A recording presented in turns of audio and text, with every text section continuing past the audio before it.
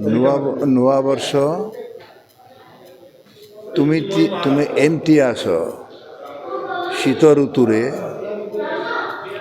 ତୁମେ ଆଣିବ ସେଇ ସନ୍ଦେଶ ଜୀବନରେ ଜନ୍ମ ଆଉ ମରଣର ବ୍ୟବଧାନ ନାମ ହେଲା ଜୀବନ।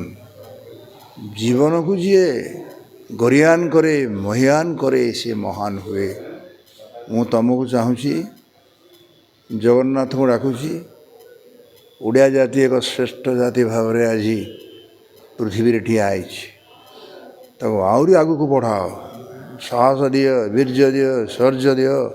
ହେ ଜଗନ୍ନାଥ ଠାକୁର, ନବବର୍ଷରେ ମୁଁ ତୁମଠାରୁ ସେତିକି ଆଶା କରୁଛ କିଛି।